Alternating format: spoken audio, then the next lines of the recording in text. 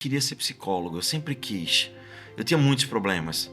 Eu era inseguro, tinha traumas, medos, angústias, tinha pesadelos, tinha insônia, ansiedade. Enfim, era um caso terrível. E eu achava que a psicologia ia me salvar. Quando eu trabalhava com hipnose, eu fui hipnoterapeuta durante um ano e pouco, 2 anos.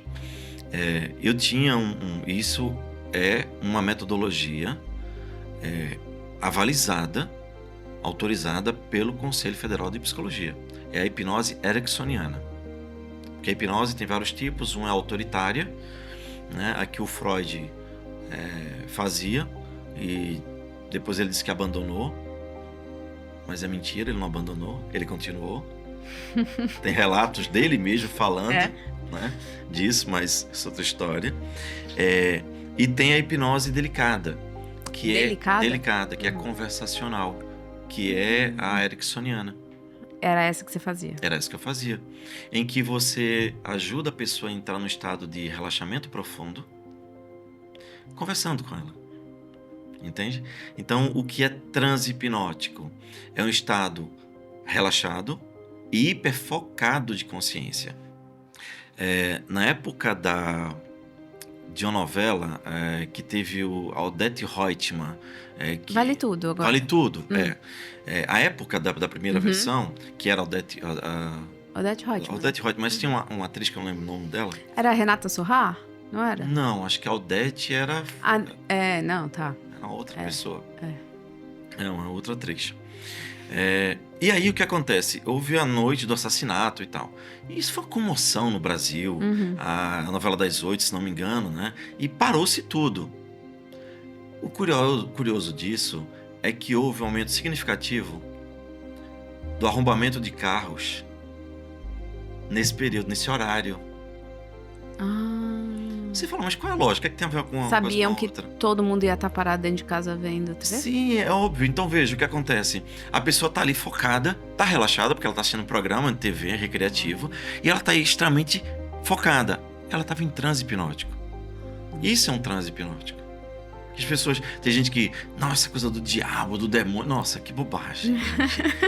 Porque senão você, quando tivesse apaixonado, era coisa do diabo. É verdade. E a gente só pensa naquela pessoa, você mentaliza ela, você tá hiper focado e relaxado. Isso é um transe.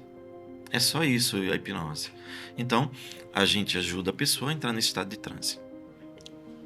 E aí, quando eu utilizava o transe hipnótico, eu trabalhava com isso, eu sabia por estatística simples.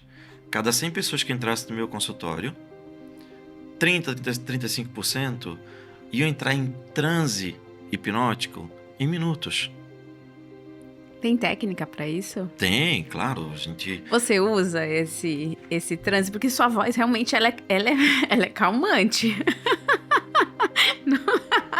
É verdade, né? Você usa isso? Uso. Inclusive, as minhas alunas faziam alguns comentários que eram constrangedores. Porque elas diziam, assim, de brincadeira mesmo, diziam, nossa, quando eu tô com sono, eu adoro dormir com o professor Jair. Como assim, gente? Mas, claro, a brincadeira da coisa. Por quê?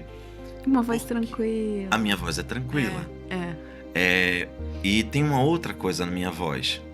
Eu aprendi a alterar a velocidade, tonalidade, ritmo, ênfase, nasalidade, porque para aprender a hipnotizar, e já que minha hipnose era hipnose conversacional, eu tive que aprender as principais técnicas. As principais técnicas você fazer com que a pessoa fique com a atenção focada em você. Como é que você prende a atenção de alguém?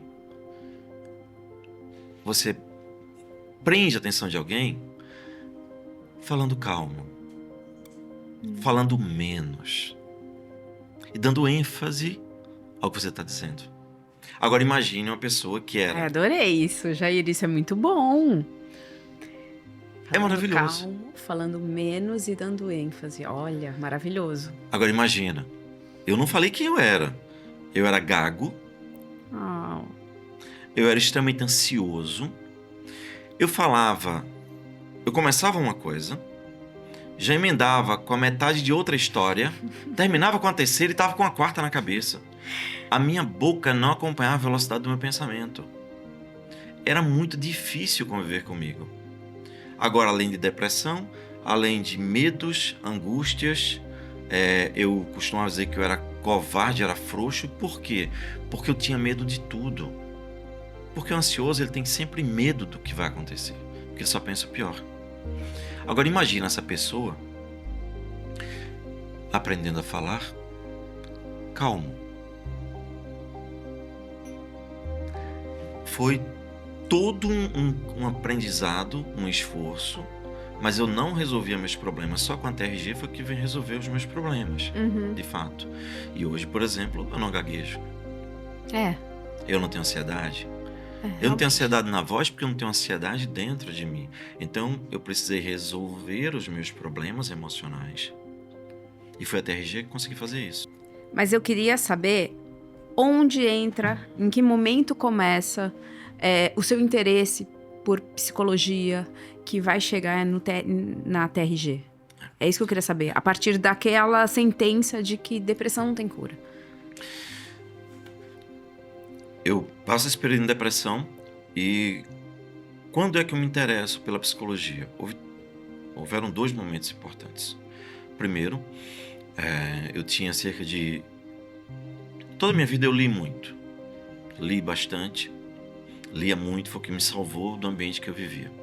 Com 15 anos de idade, eu trabalhava como peão de construção, ajudante de pedreiro. Só que eu tinha 1,77 m, como tenho hoje, e eu pesava 55 quilos. Um saco de cimento pesa 50.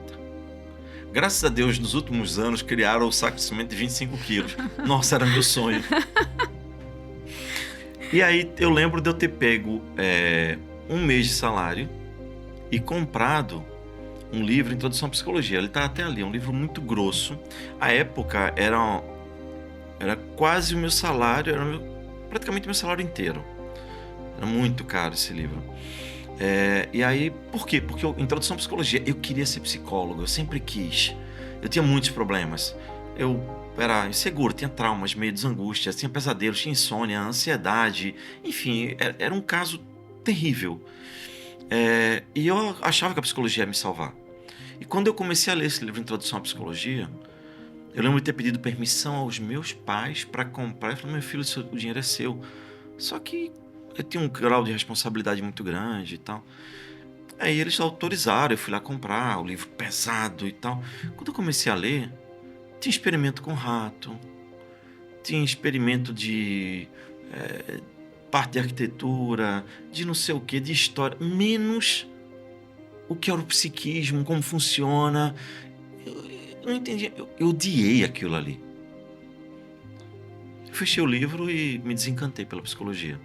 Agora, veja, eu vivia num ambiente extremamente pobre, eu nunca conhecia nenhum psicólogo, não existia onde eu morava, isso era um extraterrestre. Na verdade, assim, eu não lembro de conhecer ninguém que tinha nível superior na nossa vizinhança. Também a gente morava num lugar extremamente pobre. Então, não tinha acesso, não existia internet, eu não tinha acesso a nada. Então, para mim, aquilo era psicologia. E aí eu deixei de lado.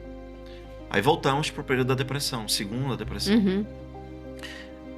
Eu comecei a ficar desesperado porque eu precisava sair daquilo.